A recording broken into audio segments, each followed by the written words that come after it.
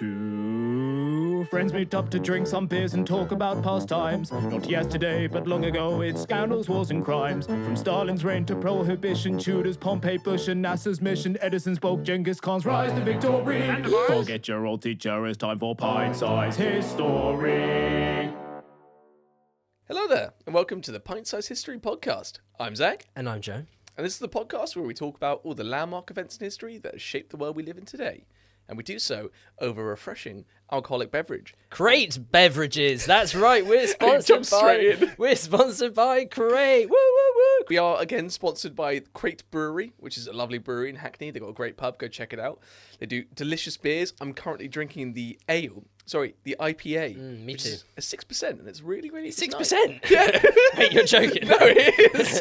Oh my god. Also sustainably produced. Oh, that's really good. Yeah. That's 3.4%. Oh, you got the Session IPA. Oh, right. They're different. Yeah. They have a delightful variation and range of 6%? beers there. It's good, isn't Oh, it? bloody hell. You're going to be steaming off this on one. the floor. And you might already know that we have a discount code with Crate Brewery. Thanks for the lovely people over there for supplying us with that. But if you go onto the website and type in Pint-Sized 15 on any order, that's PINTSIZED 15, not 50, 15, you can buy any of their delicious products at a discount price of 15%, I believe. 15 would make sense. You'd hope so. If it was pint-sized 15, that it would be 15%. Yeah, absolutely. But we're here anyway for another episode of the podcast, and Joe is going to take us through something today. And let me tell you straight off the bat, I am so excited for this one. I think this is like top 3 history. Top 3 history. I think. What's first and second then? Well, I mean, like, the first in history for me is the Second World War. Right. That's probably the most interesting thing in the Second World War. Mm-hmm. And I think the second thing would probably be, you know what, it's probably this topic today. So why don't you walk us through what it is? Yeah, I got to admit, I agree that it is a pretty fascinating subject. And I will preface this by saying the idea and the concept of Nazism and all the bad things that is associated with Nazism is...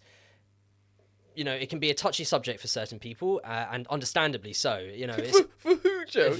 Who are you hinting that it might be a touchy subject for? Certain people's the wrong way to describe it. I don't mean for demographics. Are you referring to the Jews? The Juden? Juden. I'm just mean in general. Some people find that it's something that you can laugh about, and some people obviously can't because it's such a horrible piece of history.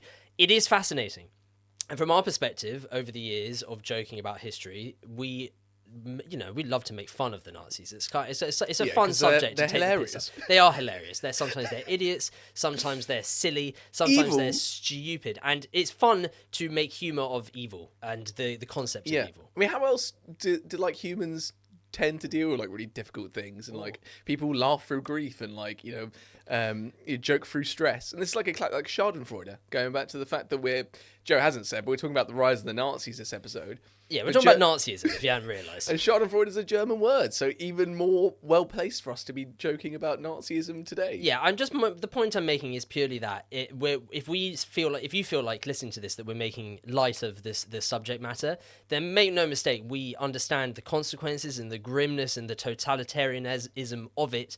It's just that, from our perspective, this is how we like to talk about this stuff, because at the end of the day, I don't want to make these people seem like heroes. I want to make them seem like the mugs that they are, and if we can have a joke and a laugh about them, then that's going to be part. So I'm just warning you guys, if we seem like we're trivializing certain matters, that might be the reason. But yes, essentially, we are going to be doing the rise of Nazism, the rise of the Nazis.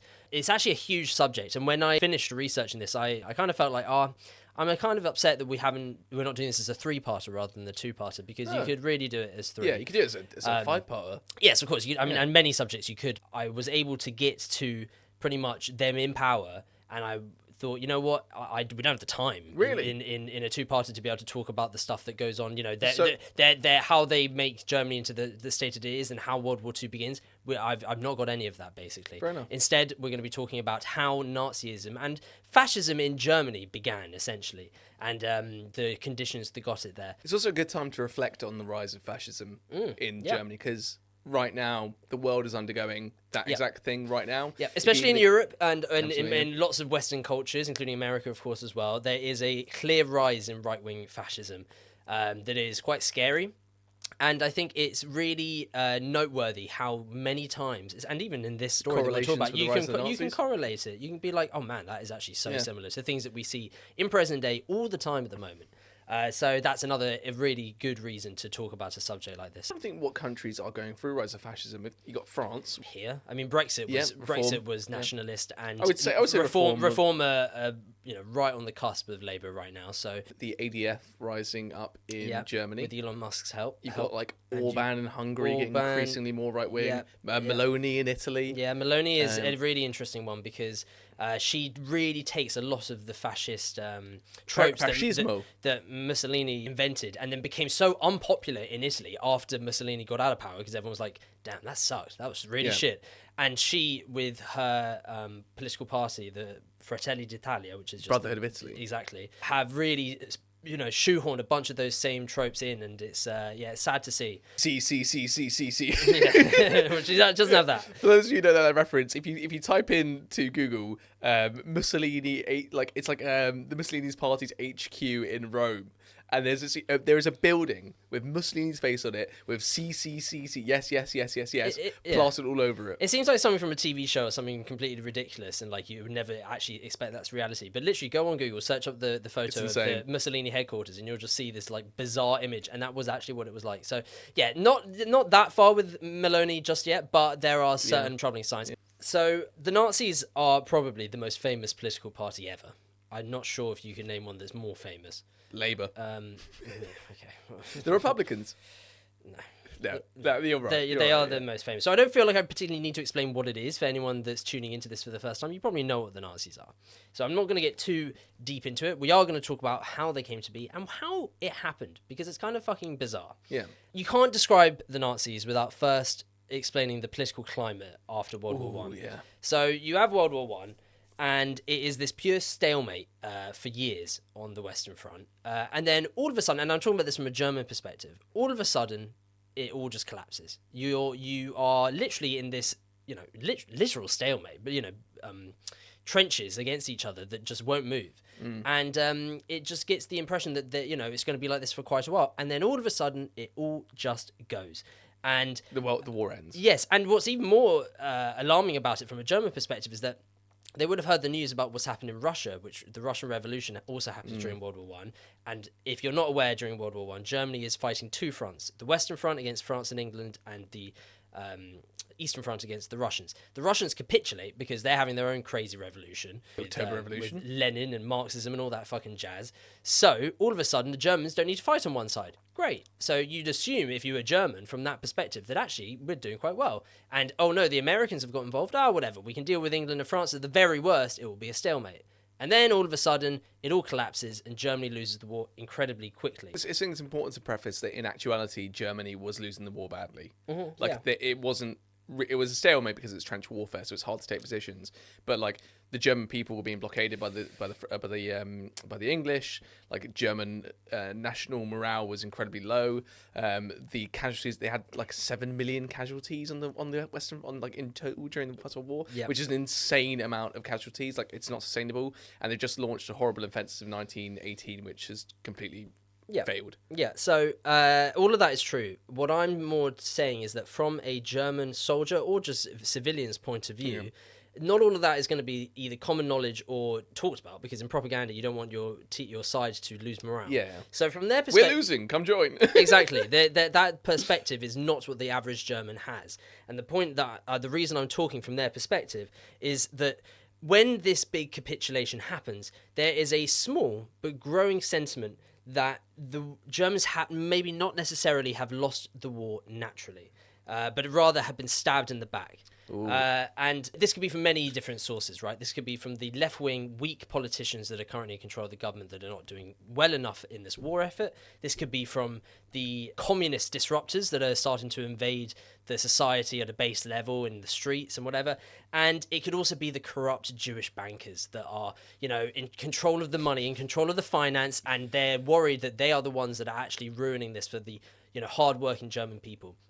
this mentality, like I say, is small, but it is there, and in this kind of confusion and weirdness, and a bit frustrated with how this has all happened out of nowhere. Yeah. And that mentality is shared by a certain 29-year-old Austrian called Adolf Hitler. A certain Austrian painter. Painter. Well, they always say an Austrian painter. Yeah. Just to quickly jump in there, it's also frightening how the same, like, I don't know how widespread anti-Semitism is at this point in 1920s, early 1920s Germany, but like that rhetoric is still shared to this day constantly. Yeah. If you go on social media, Instagram and TikTok, which are absolute fucking cesspits for this shit, just like there is constantly like the Jews own the media. They're Zionists. And it's getting worse as well. But you say that as if this is a thing that, has been happening for 100 years. This has been happening for thousands of years, my guy. Yeah, thousands. We've been running all over the place, us Jews. Yeah, the Jews have been under the cosh the entire time. So Adolf Hitler shares this view, and he has been fighting in the First World War this entire time as well. Apparently, when he hears, because he's in a hospital at this point, and apparently when he hears, because he's injured, that the war has ended and that we've lost, he is distraught. He cannot believe it. I imagine Hitler liked the war quite a bit. Well, I don't think he liked the war, but I think he liked winning, and I think he liked the possibility of an imperial, strong Germany. The Brotherhood too. Yeah, probably like the camaraderie. Well, apparently he was a bit of an odd guy. Apparently. Really? Yeah. God, I Surprisingly never so. thought that'd be the case. Yeah. I mean, they liked him. They did like him in his platoon, but apparently he was a bit of a kind of solitary, really quiet stranger. Yeah, and Austrian as well. Remember, he'd moved to Munich. And then signed up for. He was loved Germany, like had a passion for Germany, despite the fact he's Austrian.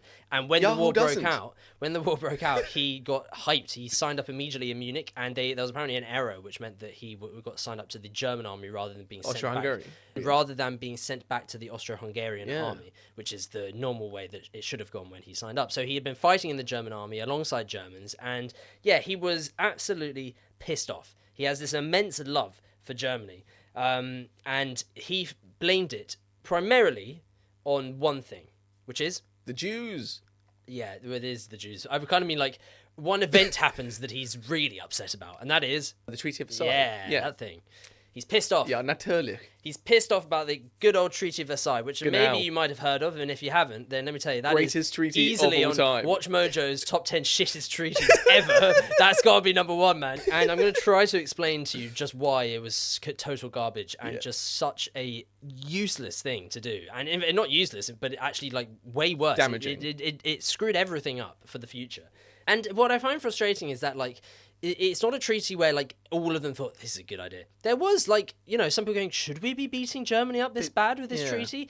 And there were voices of it, but the ones that got the loudest was the ones that said, no, let's fuck them up. Let me guess. It was the French who said, let's do this. The French were the biggest, like, Germany deserves nothing. They should be absolutely... The French have suffered more than the English in the First World War, to be fair. They are like the leader of the alliance as well. So I guess like what they say sort of goes. And they have a reason as well, because they want to like brutally pound Germany so they never invade them again, and considering they border them, that's like their main concern, isn't it? I guess it kind of has sense for the French to feel so passionately about let's make this awful for Germany, because France have had to deal with it the most. It's on their land. There was extreme bad fighting, and France and Germany are often at odds, and I think they felt a severe sense of like, well, look, you started this war and you've killed French blood in the process, so we hate you and we want you to suffer for it. In a way, it's hard to be like, oh, well, what idiots you are, because that's human emotion. If you feel angry, you want to be able to display it in some way, but the lack of critical thinking in that moment is really disappointing, because let's get started, because I haven't actually explained what happens in the Treaty of Versailles. But basically, all these people turn up to this palace called Versailles in France, and lovely all the big place. hitters are there. We've got some Italians, we've got some Japanese, we've got some Brits. Are they big hitters, really? I'm just saying the world is there. We got some Woodrow Wilson with the Americans, and he's easily one of the biggest dicks of a president in American history. And then, of course, the French. Is that a common viewpoint? I don't know much about Woodrow Wilson. He's probably one of the least popular. Why? Any just like short? He was a big reasons racist. why? He was a bit very un-American. He felt very he had a bit of a messiah complex. He had this idea that by creating the League of Nations, it would make him like the greatest leader in the history of men. Of course, the League of Nations ended up being a complete catastrophe. He did fuck all. So he did none of that. There's loads of stuff, but I don't have it all to me at hand. But yeah, he's a dick. Cool. Woodrow Wilson. Check. Dick. Let's sign that one off. So, yeah, let me explain to you what actually occurred. So Germany have to basically accept full blame for the war, and like the moral blame of it for starting it. Which again, yes, they did start it, but if they hadn't, it was quite clear that the winds of war were happening. Like everyone was rearming, everyone was in a mood to fight. It was like. If the Germans had for a second gone, hey, maybe we should calm down, there's no guarantee that the Russians or the French or anything wouldn't have just escalated it back up again. So it's a bit unfair to just say, oh, Germany, it's your fault. All of it's your fault. It's not, the war started because Hungary and Serbia started having a little spat. It's not like Germany wasn't even there at the very beginning. It's like the bully next to you like gets told off, and then you just by standing next to him gets told off the most. Like, well, what did I do? I hadn't even started. It's like so. Why are you so fucking me for? Yeah.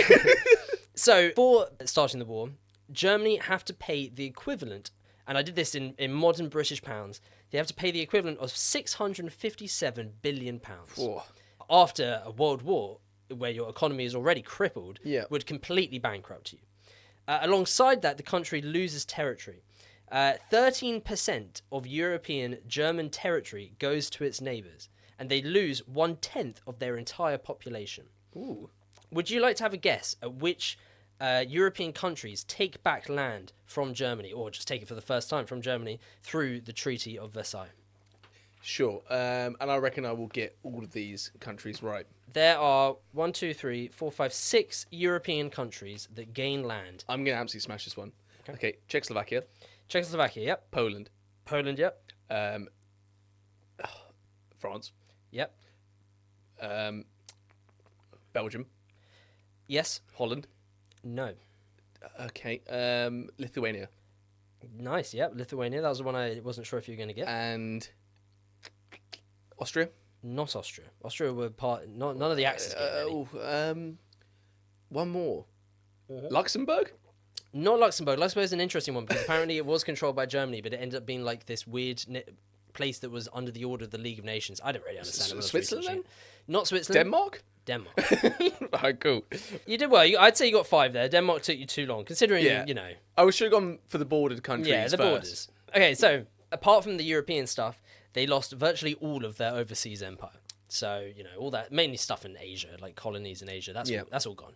So Germany ain't got basically anything else. As well as that, so all the money, all the land, all the population they've lost, they are also told to reduce their army. So they are allowed no tanks, no air force, a few ships for a navy, but that's it, and 100,000 men. That's it. Not particularly big army. No, but just, to wage any war, you need equipment. You need planes, you need tanks, you need navy. So to have a small army and nothing else to defend it with, you're just going to get barrel rolled by anyone. That's that's not ideal. Anschluss, which is the union between Austria and Germany, that is forbidden. No more of that. Really? Yep, not allowed. I didn't know that was part of the Treaty of Versailles. Get rid of that. You're not allowed to be together. When you two are together, bad things happen. True. Hitler's like, come on. Yeah, you have to keep the only two official countries that speak German apart. I mean, you got like Switzerland who speak German, and Belgium I know what too. you mean. But the two majority German-speaking countries. Yeah, keep them away from each other. Yeah.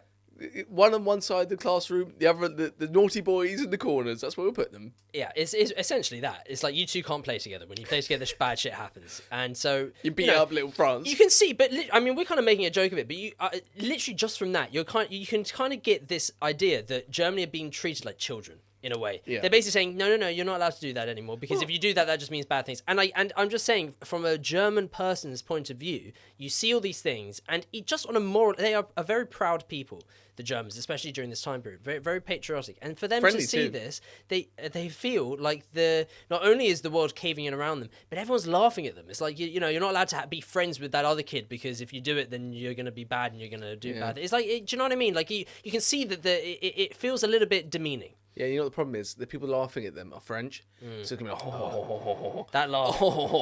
That laugh. that's gonna. I will, come here, Hitler. Excuse me.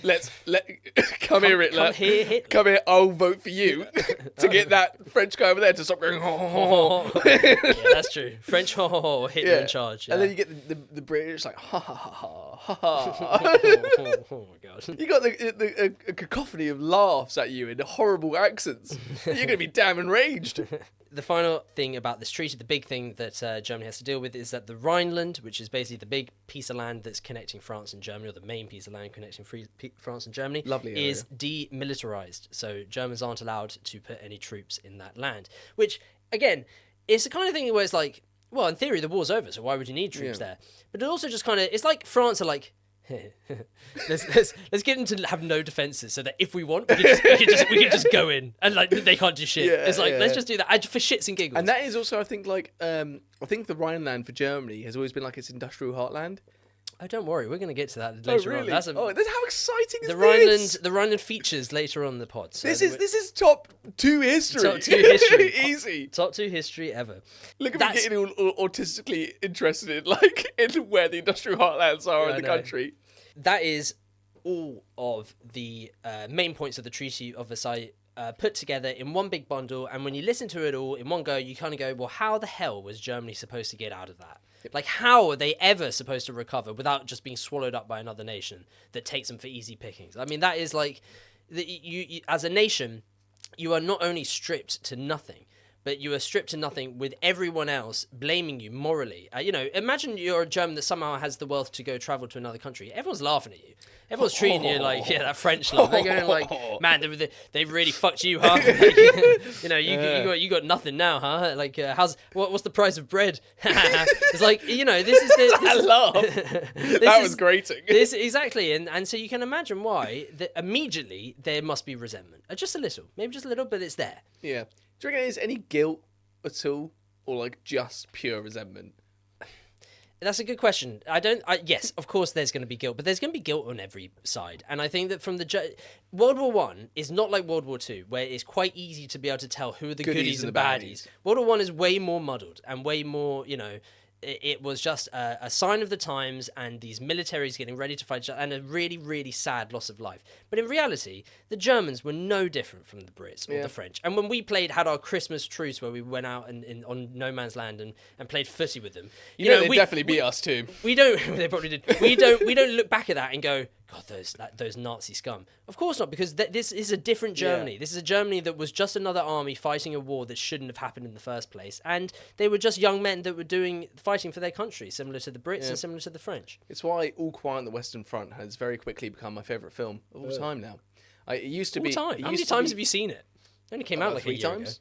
ago. Maybe 3 times. It used to be Birdman, which is a film so similar. Such similar movies.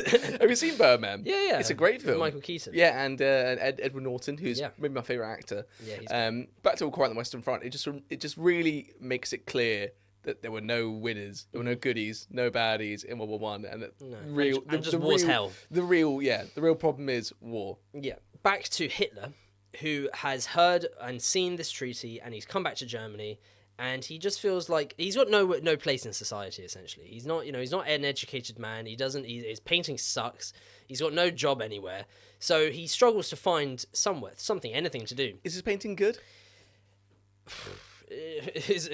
Alfie, get a photo out quick. Alfie, get in here. Let's get a photo of his paintings. I'm joking. Don't worry.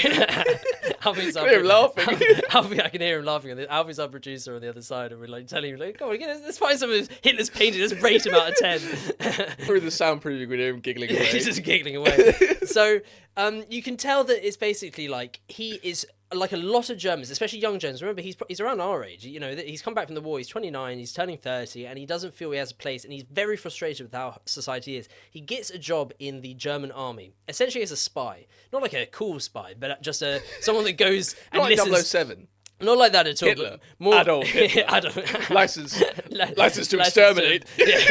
Genocide, to purge. So, no, it's not a cool job like that. It's literally just he goes to these places and listens to the... Because when the Weimar Republic is the new political party of Germany after World War I. It's set up as this democratic party to deal with all the issues that Germany has. But it's not a party. And it's not system party. of It's government, system. right? Yeah, and it's struggling. And in the process, a lot of, you know, the Nazis aren't the only ones. There's a lot of fringe political parties, some extremists, some moderate, that are all coming in to try and get their moment, you know, try to seize power for themselves.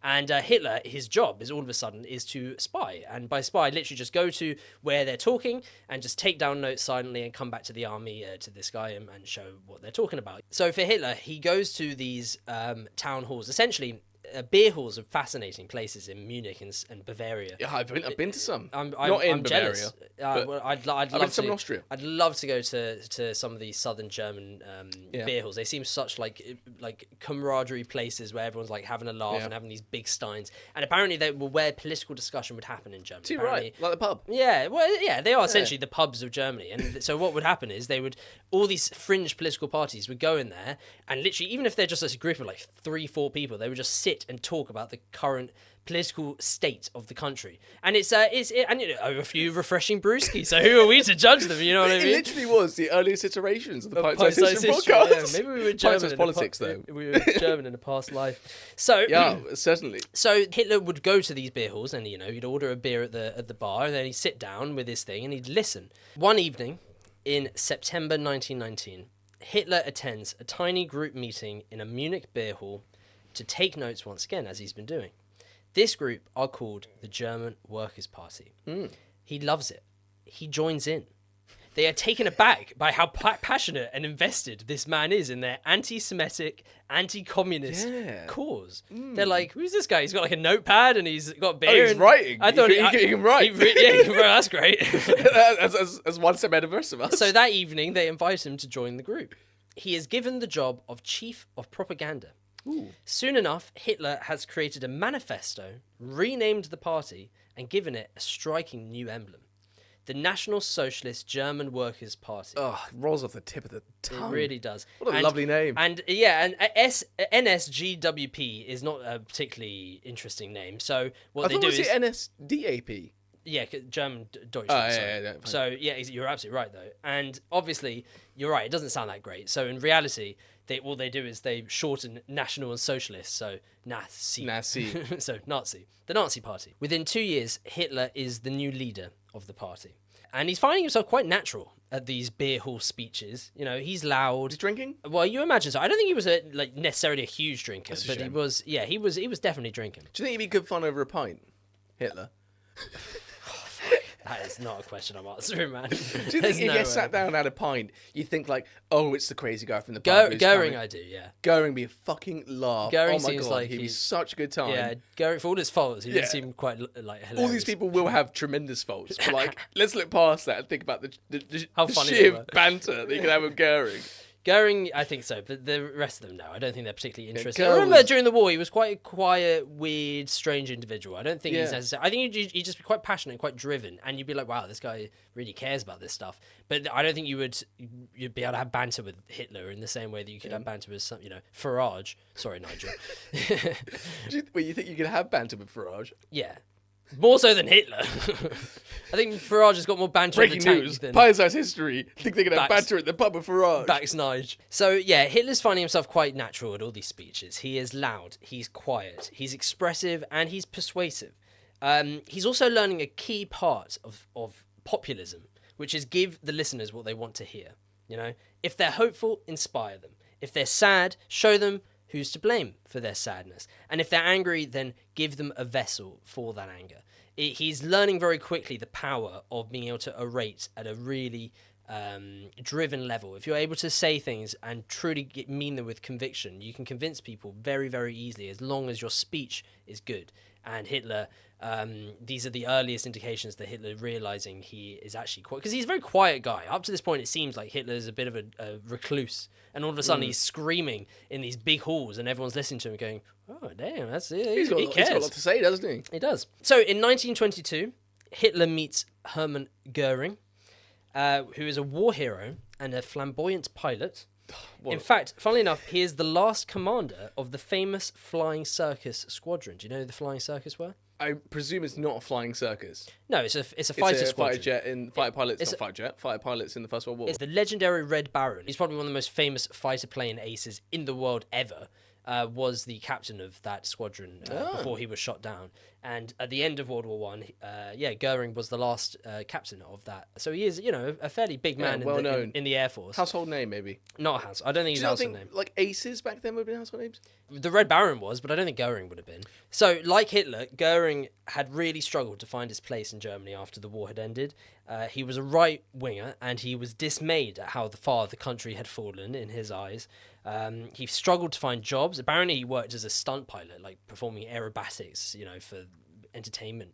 And, suddenly he's in a Munich beer hall. He hears Hitler. He happens upon a Hitler speech, and he sees himself an opportunity. He might not necessarily agree with all of Hitler's ideas.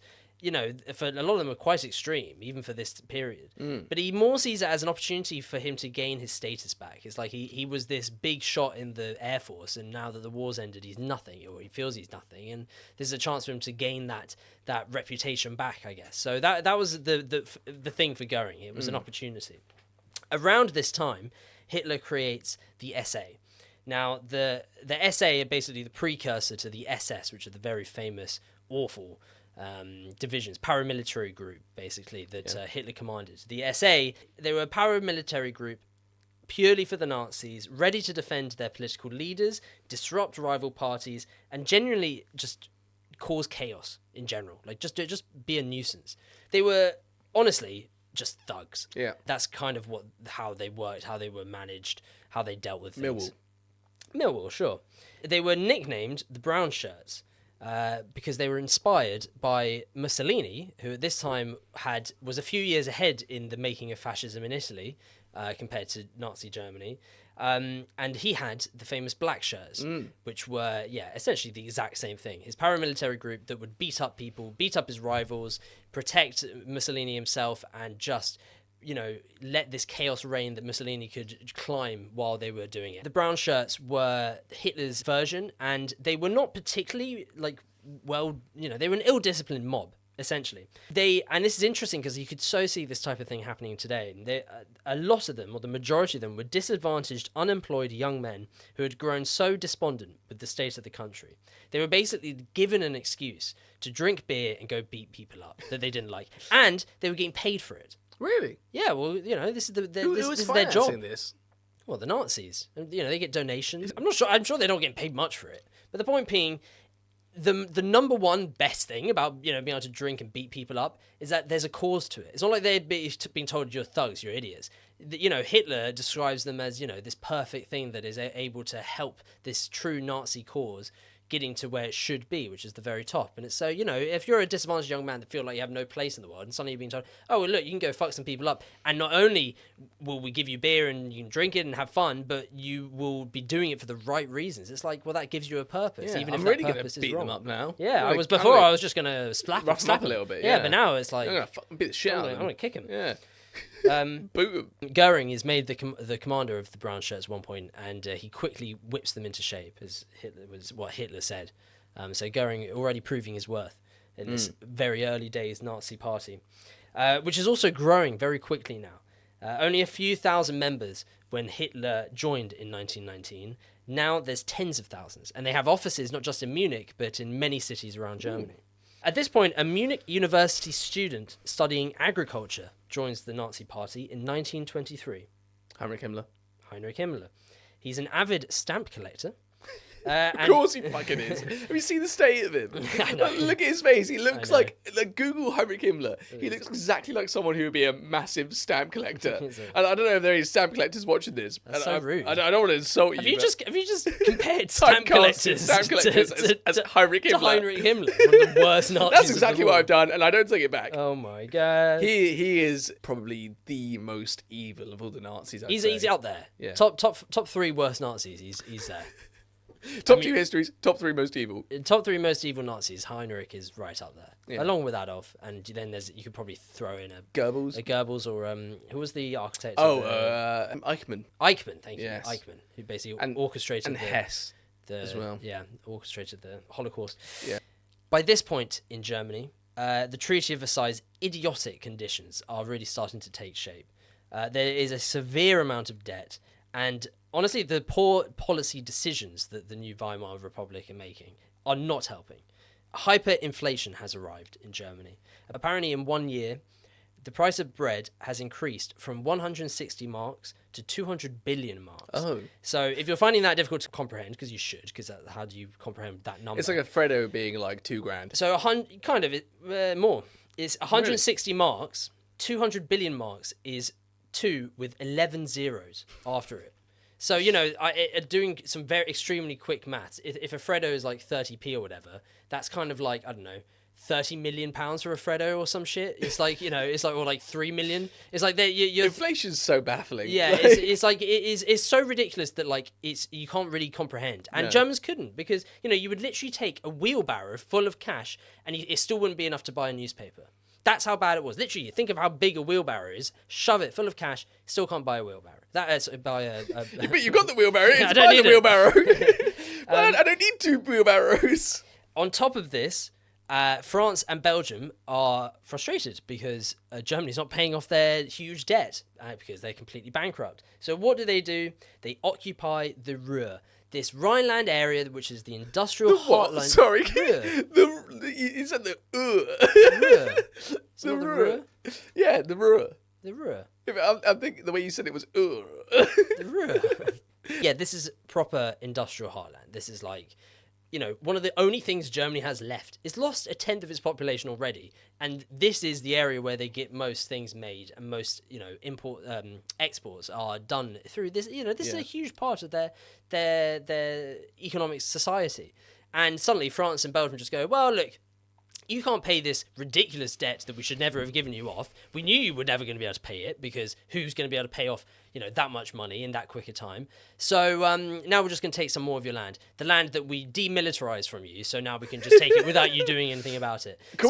Purely coincidental, by the way, that we asked you to demilitarize it, and now we're taking it from you. Not all of it, to be fair, but you get the point. The point being, France are exacerbating the problem. And it's at this point that I lose a lot of my sympathy for France and how they treated this situation, because it's like, man, what did you fucking think was going to happen when you're beating down this dog so dramatically? Like, of course they're going to resent you. Of course they're going to try and find a way to get out of this situation. Beating down the eagle would probably be a more apt metaphor. Would, yeah.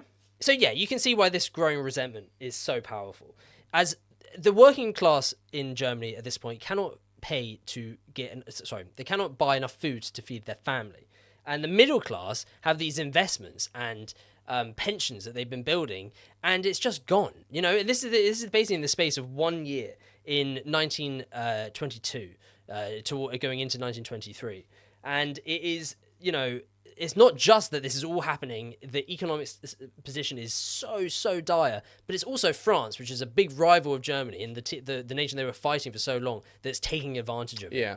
So does this not breed... You can't pay, we take your land. Does this not breed the conditions for extremism? You're asking me? Yeah. You want me to just justify the basis of the growth of Nazism as a Jewish man? Yeah. Do you realise the question you've asked me, right? Well, no, you've asked me essentially if I justify the extermination of my own people. Extremism also means communist, and if I remember correctly, you said you'd vote for communism last episode. No. So retract because that. The communists retract that. The communists in Germany do play a big role in how the country is going to shape over the next 10 years, because they, like the Nazis, are really fighting to make Germany a communist state, because in their eyes that's the answer to all these problems. So that'd been a nightmare. By your logic, that would have been the perfect solution to this problem. And they are also an extremist group, and this is the problem.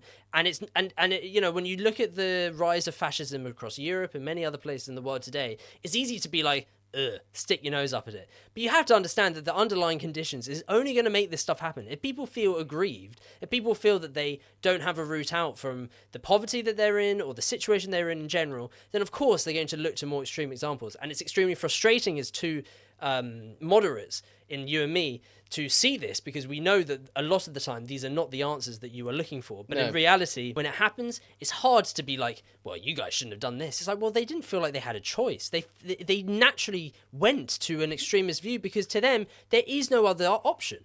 Nigel Farage's going to clip this and be like, damn, these guys speak sense. yeah. You know, listen to these guys. They got their heads screwed on. Right. Okay, so far, all the steps are coming. They're going towards Hitler. This is great. He looks like he's going to get his opportunity. This is great. For him.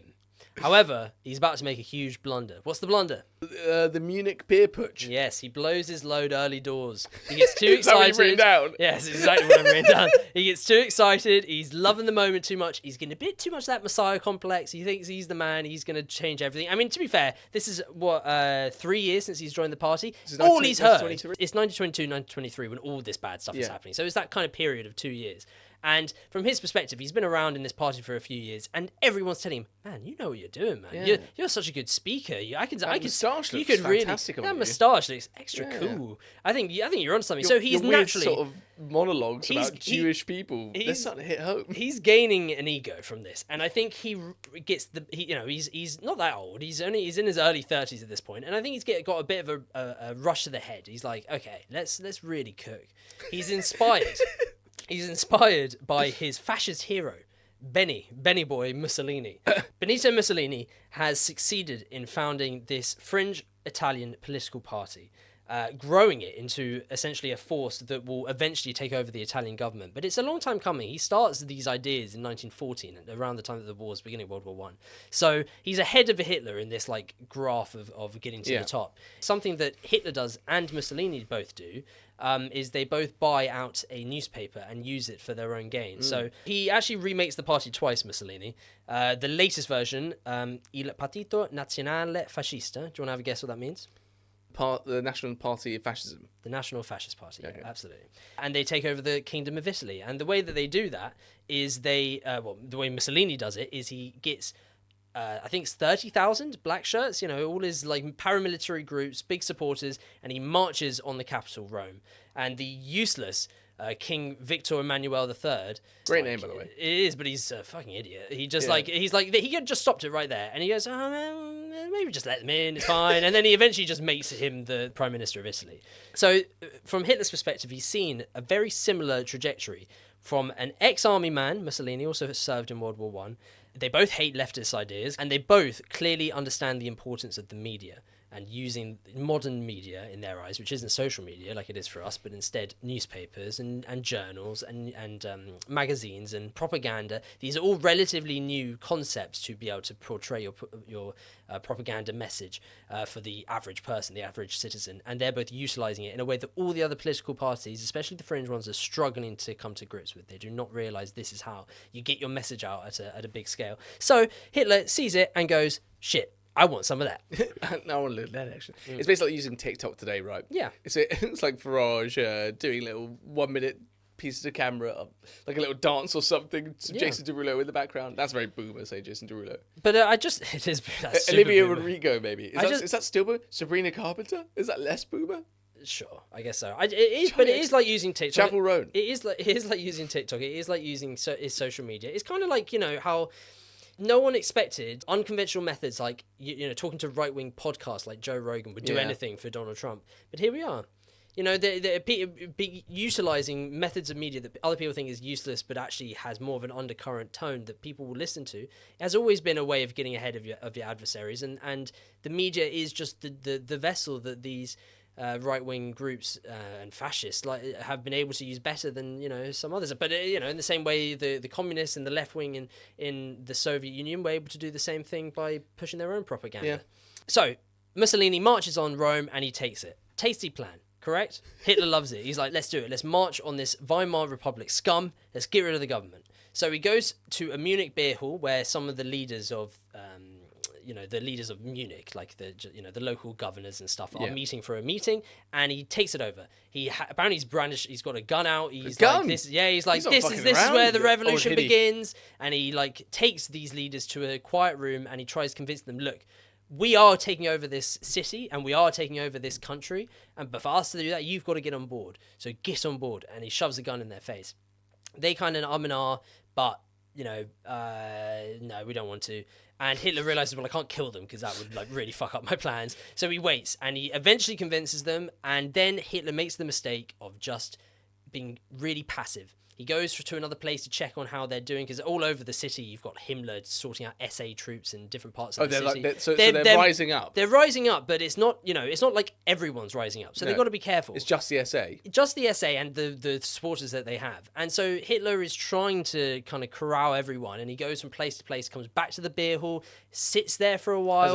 Everyone's like stopped drinking by this point, so they're a bit like, meh, I don't have the same energy I did. Like they're literally there for several hours. Like this is going on for quite a while. And then eventually they go, right, enough time's passed, let's go into the centre of the town. They get there, of Munich. By that point, the leaders of Munich that have been saying, all right, fine, we'll back you, they've now gone, because they were allowed to leave, and they've now gone, all right, sweet, let's get our troops ready and let's fight them back. So they get to this central Munich spot, and suddenly they're opened fire on. I believe with guns. Yep, the army fights. Well, yeah, because this is this is a rebellion. This is a coup for the city, which is trying to eventually coup for the entire place, for the entire country. Yeah. So this is a big deal, and so when they arrive, there is a fight, and there's not many deaths. I believe it's like 16 Nazis are dead, 4 police officers are dead on the other side. Goering is wounded. No, and apparently Hitler, not Goering, apparently no! Hitler and Himmler run away very, very quickly. Like the second it starts fighting, he's like out of there, which is, speaks to their character. Not surprised Himmler runs away. It's basically, the entire thing is a huge mess. It's amateur hour. It's like the January 6th insurrection in America. Steroids. On steroids. Imagine if Hitler had Twitter. Right then he'd be going, my brown shirts, stand back, stand tall. We're proud of you. You've done so well, but let's all go home now. Let's all chill. Let's have a nice time. Let's forget about all this bloodshed. Who would like the shaman guy be? The guy with the horns. And that's That's Goering. Goering. He's right in there with the shirt off, having a few beers. So basically. This is bad. They have been completely cut in their tracks. Berlin has heard about this, by the way. In the time, all this slow time that's taken for them to get their forces and march on the centre of Munich, Berlin have heard. They've sent troops of their own, and they are treating this very seriously. In their eyes, this is high treason, which is, a punishable by death. Big crime. Exactly, punishable by death. So this is a big deal. From this position, it would take an incredible comeback to come back from this to become president. Oh, sorry, I mean chancellor. Sorry, sorry. That was in your notes. Was in your notes. Oh no, what have I done there? I meant Germany and chancellor. Crazy that someone could come back from this, right? Are you Surely trying to draw parallels between the rise of Hitler as the eventual leader of the German Reich and Donald Trump as the president of the USA? With the January 6th insurrection? Yeah, they're super similar.